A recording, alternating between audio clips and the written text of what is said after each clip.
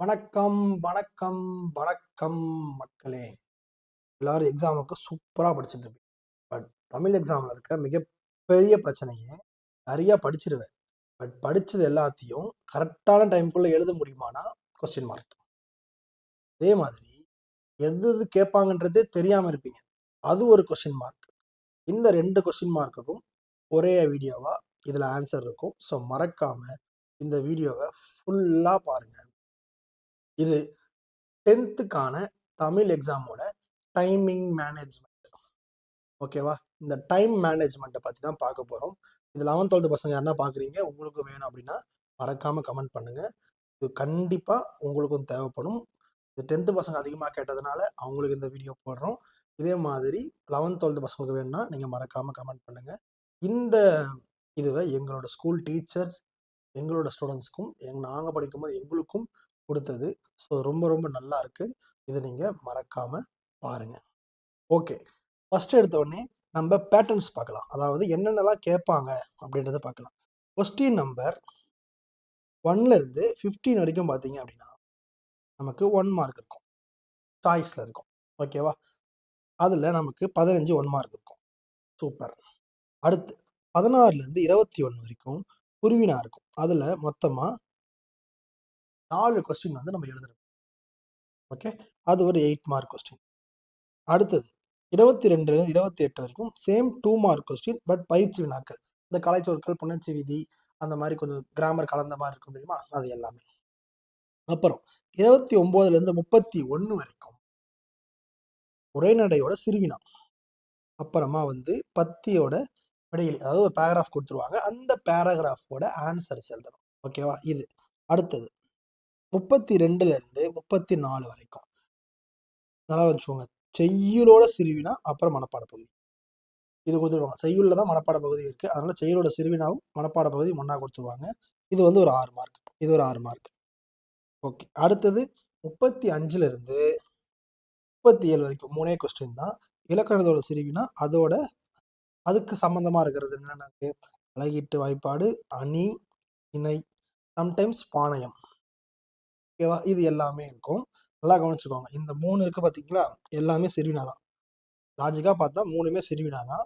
But இந்த சிறுவினான்றது உரைநடைன்றதுனால, ஒரு paragraph குடுத்துட்டு 3 கொஸ்டின் கேட்பாங்க. செய்யுள்ன்றதுனால, செய்யுளுக்கு அப்புறம் இன்னொன்னு இருக்கும். அது மனப்பாட பகுதி. அதாவது 4 மார்க் கொஸ்டின் தான் கணக்கு. 3 மார்க் கொஸ்டின் தான் கணக்கு. அந்த 3 மார்க் ஒண்ணு வந்து கொஸ்டின் ஆன்ஸரா இருக்கும். இன்னொன்னு வேற ஒண்ணா இருக்கும். இத பாருங்க. இதுல வந்து இலக்கண சிறுவினா இருக்கும். அது கூடயே அழகீட்டு வாய்ப்பாடு, அணி, திணை இதுல எதனா ஒண்ணு இருக்கும். ஓகேவா? உங்களுக்கு தெரியும். நெறைய பார்த்திருப்பீங்க. பட் ஃபுல் புக்குன்னும்போது, இப்ப நீங்க ஹால்ஃப் இயர்லின்னும்போது, அதுல ஆஃப்டர் ஹால்ஃப் இயர்லிக்கு சாரி குவார்ட்டர்லின்னும்போது பேலன்ஸ் பாதி இருக்காது. அப்ப அதெல்லாம் கேட்காம விட்டுருப்பாங்க. அதனால ஒரு மெயினான டாபிக்கே இல்லாம இருந்திருக்கும். ஓகேங்களா? பட் இதுவே வந்து செகண்ட் மிட் டெர்ம்ல இது எதுவுமே இருக்காது. அந்த புக் பேக்ல என்ன இருக்கோ அது மட்டும் தான் இருக்கும். அதுவே இப்ப நம்ம ஹால்ஃப் இயர்லின்னும்போது ஃபுல்லா இருக்கும். கம்ப்ளீட்டா. அப்போ உங்களுக்கு இது ஃபுல்லா ஐடியாலஜி தெரிஞ்சிருக்கணும். அதுக்காக தான் உங்களுக்காக இத ஃபுல்லா ரெடி பண்ணி வச்சிருக்கேன். ஓகே. ஸோ உங்களுக்கு ஃபுல்லா தெரியும்னு நெனைக்கிறேன். இப்ப கவனிங்க. நெக்ஸ்ட் நமக்கு அழகிடா வரைக்கும் பார்த்தாச்சா? 38லிருந்து 42 வரைக்கும். ஓகேவா? அதுல செய்யுளோட நெடுவினா இருக்கும். அது ரிலேட்டடாக பார்க்கப்படுற காட்சியை கண்டு கவிதை எழுதுது. வர்ணித்தல்ல கவிதை தான் எழுதுது. ஓகேவா? படிவம், மொழிபெயர்ப்பு, அப்புறமா வந்து கடிதம். இது எல்லாமே இருக்கும். இது எல்லாமே 5 மார்க் கொஸ்டின்ஸ். ஓகேவா? இது எல்லாமே இருக்கும். எதுவுமே இல்லாம இருக்காது. எல்லாமே இருக்கும். ஓகேவா? மொழிபெயர்ப்ப ஈஸியா படிச்சு தமிழ் மீடியம் பசங்க கொஞ்சம் கஷ்டமா இருந்தாலும் ட்ரை பண்ணி படிச்சிருங்க. காட்சியை கண்டு கவிதை பொறுத்தவரைக்கும் காமனா எல்லாத்துக்கும் காமனா இருக்கிற மாரி 2, 3 இருக்கு. நீங்க கமெண்ட் வேணா பண்ணுங்க. ஜஸ்ட் ஒரே ஒரு இது. அத ஜஸ்ட் மனப்பாடம் பண்ணி எந்த விதமான காட்சி வந்தாலும் எழுதலாம். உங்க ஸ்கூல்ல குடுத்திருந்தாங்கன்னா, அத பயன்படுத்துங்க. முடிஞ்சா அந்த கொஸ்டின வந்து நீங்க எனக்கு கமெண்ட் பண்ணுங்க. நாளை மத்த பசங்களும் பார்த்து, வாவ்! சூப்பரா நெறைய பசங்க ஹெல்ப் பண்றாங்கன்னு அவங்களுக்கும் தெரியும். அவங்களும் பார்க்கட்டும். ஓகேங்களா? அடுத்து 43லேருந்து 45 வரைக்கும் எய்தர் ஆர் கொஸ்டின் இருக்கும். அதாவது ஒரு கொஸ்டின் அல்லது இன்னொரு கொஸ்டின் அந்த மாரி இருக்கும். அதுல நெடுவினா கொஸ்டின் மொத்தமா 3 கேட்பாங்க. ஒண்ணொண்ணு 8, 8 மார்க்கு. மொத்தமா 24 மார்க். ஓகே. இந்த 24 மார்க்ல உரைநடையிலிருந்து 1. செய்யுள்லேருந்து ஆல்ரெடி கேட்டாங்களா? அப்ப அதுல கிடையாது. அப்புறமா கட்டுரையிலிருந்து 1. துணைப்பாடம்லேருந்து 1. ஓகேவா? மோஸ்ட்டா ஈஸியா தான் இருக்கும் எல்லாமே. பார்த்துக்கோங்க. அன்னமையா, அப்புறமா வந்து நிறைய கொஸ்டின் இருக்கு. டக்கு டக்குன்னு சொல்ல வரல. கட்டுரை இருக்கு, உரைநடை இருக்கு. எல்லா கொஸ்டின் டக்கு டக்கு டக்கு டக்கு டக்குன்னு எவ்வளோ ஸ்பீடாக பார்க்க முடியுமோ பார்த்துருங்க. அப்புறமா மொத்தமாக நமக்கு எத்தனை மார்க் வருதுன்னா 100 மார்க் நம்ம அட்டன் பண்ணணும். ஓகேண்ணா, சூப்பர்ண்ணா. இப்போ இதான் எனக்கு புரிஞ்சிச்சுண்ணா. இதெல்லாம் கேட்பாங்கன்றது ஒரு ஐடியா வந்துருச்சு. இருந்தாலும் ஒரு கொஸ்டின் பேப்பராக போட்டால் நல்லா இருக்கும்னு நினைக்கிறேன். சொல்லுங்க, நான் ஒரு கொஸ்டின் பேப்பராகவே ஆல்ரெடி இருக்கிற of yearly question paper previous year இதை நான் ஒன்று போடுறேன். பட் நீங்கள் கமெண்ட் பண்ணணும். ஓகே, 11th 12th பசங்க கேட்டிருக்காங்க, அதனால் அவங்கள நான் கண்டிப்பாக போடுவேன். உங்களுக்கு வேணுமான்றதை நீங்கள் தான் சொல்லணும். ஓகே, அடுத்தது ரைட். அடுத்து பார்க்க போகிறது டைம் மேனேஜ்மெண்ட். ஓகேவா, டைம் மேனேஜ்மெண்ட் பாருங்க. நம்ம 1 மார்க் எடுத்துக்கிறோமா, இந்த 1 மார்க் பொறுத்த வரைக்கும் 10 நிமிஷத்துல முடிக்கணும். டக்கு டக்கு டக்கு டக்குன்னு முடிக்கணும். தெரியலன்னா அப்படியே விட்டுறோம், வேற எப்படின்னா யூஸ் பண்ணிக்கலாம். பட் எல்லாமே தெரியாம இருக்கின்றது அப்படியே எழுதாம விட்டுறாத, எப்படின்னா எழுதணும். ஓகே, நெக்ஸ்ட் 2 மார்க்ல குருவினா கொஞ்சம் எழுதுறதுக்கு கொஞ்சம் டைம் தேவைப்படுன்றதுனால 3 நிமிஷம் ஒரு குருவினாக்கு அப்படின்னு 12 நிமிஷம் எடுத்துக்கணும். ஓகேவா, 3 நிமிஷத்துக்குள்ள முடிக்கணும். சம்டைம்ஸ் சில கொஸ்டின்ஸ் 2 நிமிஷத்துல முடிக்கிற மாதிரி இருந்துச்சுன்னா டக்குன்னு என்ன பண்ணணும், அடுத்த கொஸ்டின் 4 நிமிஷத்துக்கு ஏற்ற மாதிரி ஒரு கொஸ்டின் கொடுத்துருப்பாங்க அங்கே, அதுல மேனேஜ் பண்ணணும். பட் அது 3 நிமிஷம் 2.5 நிமிஷம்ன்றது பிரச்சனை கிடையாது. பட் 12 நிமிஷத்துக்குள்ள முடிக்கணும்னா 12 நிமிஷத்துக்குள்ள முடிக்கணும். டைம் வச்சு பக்காவா படிக்கணும், சாரி எழுதணும். நெக்ஸ்ட் அதே 2 மார்க்ல பயிற்சி வினாக்கள், இந்த கலை சொற்கள், வலுச்சொற்கள், அது இதுன்னு கிராமர், சின்ன சின்ன கிராமர்ஸா இருக்கும் தெரியுமா, அது எல்லாமே வரும். எல்லாமே இம்பார்ட்டன்ஸ். அதுக்கு தனியாக நான் மேக்ஸிமம் ட்ரை பண்றேன். ஆஃப் இயர்லிக்கு முடியலனாலும் பப்ளிக்கு நான் போட்டுடுறேன். அது பொறுத்த வரைக்கும் 10 நிமிஷத்துல மொத்தத்தையும் முடிக்கணும். ஒவ்வொன்றுக்கும் 2 நிமிஷம் தான் டைம். ஓகேவா, அப்போ 2 மினிட்ஸுக்கு ஒரு கொஸ்டின் அப்படின்னு 10 நிமிஷத்துல முடிக்கிற. சூப்பர். அடுத்து 29ல இருந்து 31 இந்த கொஸ்டின்ல கேட்க போறது சிறுவினா. நல்லா கொஞ்சிக்கோங்க. குருவினா கொஸ்டினுக்கு 3 நிமிஷம் எடுத்துக்கணும், பயிற்சி வினாக்கு 2 நிமிஷம் எடுத்துக்கணும். இவ்வளவுதான் நமக்கு மெயின் ஞாபகம் வச்சுக்கணும். ஓகேவா, அடுத்து சிறுவினா கொஸ்டின். சிறுவினால உரைநடை கொஞ்சம் பெருசாகத்தான் இருக்கும். ஓகே, சிறுவினா பொறுத்த வரைக்கும் 7 நிமிஷம் எடுத்துக்கணும். ஓகே, பாருங்க, உரைநடை சிறுவினாக்கு 7 நிமிஷம் எடுத்துக்கணும். அப்புறம் பத்தியை படிச்சுட்டு அதுக்கு ஆன்சர் எழுதணும். ஆன்சர் அதிலே இருக்குன்றதுனால டக்கு டக்குன்னு முடிச்சிடலாம். 3 நிமிஷத்துல முடிச்சிடணும். ரெண்டும் சேர்த்து ஒரு 10 நிமிஷத்துல மொத்தத்தையும் என்ன பண்றோம், நம்ம முடிச்சிடுறோம். ஓகே, இப்போ ஆல்மோஸ்ட் பார்த்தீங்கன்னா 10 நிமிஷம், 20 நிமிஷம், 30, 32, 42 நிமிஷம் ஆயிடுச்சு. ஆல்மோஸ்ட் கால் ஹவர் ஆயிடுச்சு. ஓகேவா, பட் நீ என்ன பண்ற, ஆல்மோஸ்ட் கொஞ்சம் முடிச்சிட்ட. அடுத்தது செய்யுளும் செருவினாவும் மனப்பாட பகுதி. செய்யுள் செருவினா படிக்கிறது தான் கஷ்டமே தவிர எழுதுறது ஈஸி, டக்குன்னு எழுதிடலாம். அதனால டக்குன்னு எழுதிடு. மனப்பாட பகுதியுமே நிறைய தடவை ப்ராக்டிஸ் பண்ணுறேன், எழுதிடலாம். அப்படி இல்லைன்னா கொஞ்சம் கஷ்டமா இருக்கும். கையெழுத்து ரொம்ப ரொம்ப இம்பார்ட்டன்ட்டு. ஆசிரியர் பேர் ரொம்ப ரொம்ப இம்பார்ட்டன்ட்டு, மறக்காதீங்க. அப்புறம் தலைப்பு ரொம்ப ரொம்ப இம்பார்ட்டன், என்ன பாட்டுன்னு. ஓகேவா, அதெல்லாம் இம்பார்ட்டன்ட்டு. அதை 10 நிமிஷத்துல முடிக்கணும். அதாவது சேம் இதே மாதிரி 7 நிமிஷம் அதுக்கு, 3 நிமிஷம் மனப்பாட பகுதிக்கு. பட் நீங்கள் சிறுவினா பொறுத்த வரைக்கும், செயல் பொறுத்த வரைக்கும் 5 நிமிஷத்துல முடிக்க முடியும். 5 நிமிஷத்தை நீங்கள் என்ன பண்ணுறீங்கன்னா மனப்பாட பகுதிக்கு எடுத்து பொறுமையாக எழுதுங்க. ஓகேவா, நெக்ஸ்ட் இலக்கண சிறுவினா, அப்புறம் அழகீட்டு வாய்ப்பாடு, அணி திணை. இது எல்லாமே கொஞ்சம் பெருசு பெருசாக இருக்கும். அழகீட்டு வாய்ப்பாடு ஓகே, பட் திணையும் அணியும் கொஞ்சம் 2 மார்க்கை விட கொஞ்சம் அதிகமாக இருக்கும். பட் சிறுவினாக்கு 3 மார்க்குக்கு கொஞ்சம் டைம் எடுக்கும்னு வச்சுக்கோங்களேன். 8 மார்க் கொஸ்டினை கம்பேர் பண்ணும்போது 3 மார்க் கொஸ்டினுக்கு கொஞ்சம் டைம் எடுக்கும். அதனால நம்ம என்ன பண்ணோம், எவ்வளோ ஷார்ட் அண்ட் ஸ்வீட்டாக எழுத முடியுமோ டக்கு டக்குன்னு எழுது. டைம் மேனேஜ்மெண்ட், டைம் பார்த்த முடியாத நிலைமை இருக்கும்போது நம்ம என்ன பண்ணோம்னா சில கொஸ்டின்ஸ்லாம் அவாய்ட் பண்ணுற மாதிரி இருக்கும். நான் அதை அடுத்து என்னன்னு சொல்றேன். ஓகேவா, ஓகே. 10 நிமிஷத்துல ஒரு வினாக்கு 5 நிமிஷம் எடுத்து நம்ம எழுதிடலாம். சூப்பரா, வெரி குட். இப்போ செய்யுள் நெடுவினா பொறுத்த வரைக்கும் அது 5 மார்க் தான், 8 மார்க் கிடையாது. ஸோ ரொம்ப ரொம்ப டைம் ஸ்பெண்ட் பண்ணக்கூடாது. அதுக்கு வந்து ஒரு 15 நிமிஷம். கடிதமுக்கு 15 நிமிஷம் கொடுத்துருக்கோம், பட் 15 நிமிஷம் தேவைப்படாது. 10 நிமிஷமே என்எஃப். நீ நல்லா ப்ராக்டிஸ் பண்ணியிருந்தா மட்டும் போதும். அதே மாதிரி காட்சியை பொறுத்த வரைக்கும் 5 நிமிஷம் கொடுத்துருக்கோம், அதுவுமே ஒரு 3 நிமிஷத்துல இருந்து முடிக்க முடியும். ப்ராக்டிஸ் நல்லா பண்ணியிருந்தேன். நான் யோசிக்கிற மாதிரி இருந்தால் டைம் ஆகும். வடிவம்லாம் 2 நிமிஷத்துல முடிக்கலாம். ஓகேவா, எல்லாமே ப்ராக்டிஸ் தான் மேட்ரு இதை பொறுத்த வரைக்கும். மொழிபெயர்ப்பு நீ நிறைய தடவை ரிவைஸ் பண்ணிட்டேன்னா இதுவும் எழுதலாம். இது 45 நிமிஷம்ன்றது சும்மா டைம் மேனேஜ்மெண்ட்காக தான். ஓகேவா, பட் இது நீங்கள் யோசிச்சு எழுதுறதுனால தான் இந்த அளவுக்கு ஆகும். பட் இன்கேஸ் நீ யோசிக்காம ப்ராப்பராக படிச்சுட்டு எழுதுற அப்படின்னா, ஓகேவா, எப்படி பார்த்தாலும் இதை 35 நிமிஷத்துல முடிச்சு 10 நிமிஷம் சேவ் பண்ணலாம். எனக்குலாம் என்னன்னா 1 நிமிஷம் 2 நிமிஷம் தான் சொல்றீங்களே, 5 நிமிஷத்துக்காக 20 மார்க் 10 மார்க் விட்டவங்களாம் நிறைய பேர் இருக்காங்கப்பா. 5 நிமிஷத்துல 1 மார்க் எழுதாம வெறும் 1 மார்க் முடிச்சவனே 1 மார்க்கை எழுதாம கொடுத்தவங்களும் இருக்காங்க. என் கூட பிறந்த தம்பி எழுதுன 1 மார்க். ஓகேங்களா? வேற சப்ஜெக்ட்ல காமர்ஸ் குடுப்பாங்க. ஸோ இந்த மாரி நடக்குது. டைம் பத்தல. வெறும் 5 நிமிஷம் இருந்தா அத முடிச்சிருப்பான். முடிக்க முடியல. எதுக்காக? அப்ப 5 நிமிஷத்தோட வேல்யூ போச்சு. ஓகேவா? ஸோ இத ஃபுல்லாத்தையும் நீங்க என்ன பண்றீங்க? பக்காவா ஸ்பீடா எழுதுறீங்க. எழுதி முடிச்சுட்டீங்க. குட். பிரசன்டேஷன் இம்பார்ட்டன்ட்ரா பசங்களா.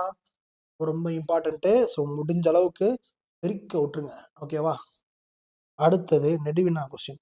அவன் டைம் எடுப்பான், எடுக்கணும். அப்பதான் கன்டென்ட் எழுத முடியும். சப்ஹெட்டிங்ஸ் போடணும். தேவைக்கு ஏத்த மாரி, கேட்டிருக்கிறதுக்கு ஏத்த மாரி குறிப்பு சட்டகம் போடணும். ஸ்கூல்ல என்ன சொல்லியிருக்காங்களோ அத ஃபாலோ பண்ணுங்க. ஓகேவா? ஒரு கொஸ்டினுக்கு 20 நிமிஷம்னு 1 ஹவர் இதுக்கே எடுக்கணும். இது எல்லாத்தையும் ப்ராப்பரா ஃபாலோ பண்ணனா, உனக்கு 167 நிமிஷம். அதாவது 2 மணி நேரம் 47 நிமிஷம் ஆகும். ஓகேவா? அப்புறம் 13 நிமிஷம் வந்து ரிவிஷன். ஓகேவா? ரிவிஷன்னா செக் பண்றதுக்கு. ஓகேவா? 13 நிமிஷம் வந்து செக் பண்றதுக்கு. பட் ஒரு வேளை உன் பேட் லக்ல உனக்கே தெரியாம டைம் ஆயிடுச்சுன்னா, பட் நெடுவினா எழுதிட்டு இருக்க. ஒரு நெடுவினா எழுதிட்ட. அடுத்த 2 நெடுவினாக்கு உனக்கு வந்து மொத்தமாவே 10 நிமிஷம் தான் இருக்கு. பட் எழுதுறதுக்கு 40 நிமிஷம் தேவைப்படுது. என்ன பண்ணுவ? ரொம்ப ரொம்ப ஈஸி. ஃபர்ஸ்ட் என்ன பண்ணணும்னு புரிஞ்சுக்கோ. மொத்தமா 2 விதமா எழுதுவாங்க. இப்ப 5 நிமிஷம் 10 நிமிஷம் தான் இருக்கு. 2 கொஸ்டின் எழுதணும்.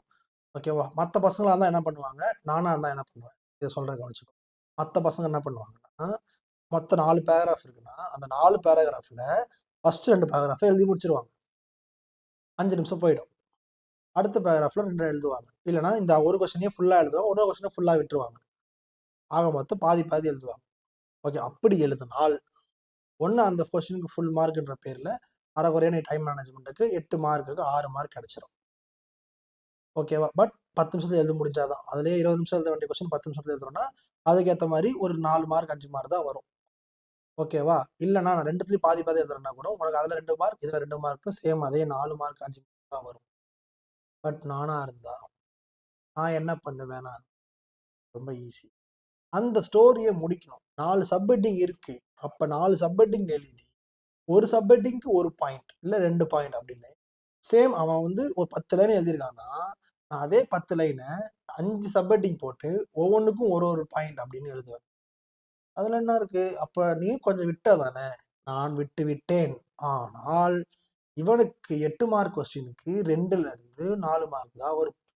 எனக்கு 4ல இருந்து 6 மார்க் வரும். அதாவது எனக்கு ஹையஸ்டா 6 மார்க் வரும். அவனுக்கு ஹையஸ்டா 4 மார்க் தான் வரும். நல்லா கவனிச்சுக்கோங்க. 5 நிமிஷத்துல 6 மார்க், 5 மார்க் எடுத்தோம்னா 2 கொஸ்டின் எழுதும்போது 10 மார்க் ஆச்சு.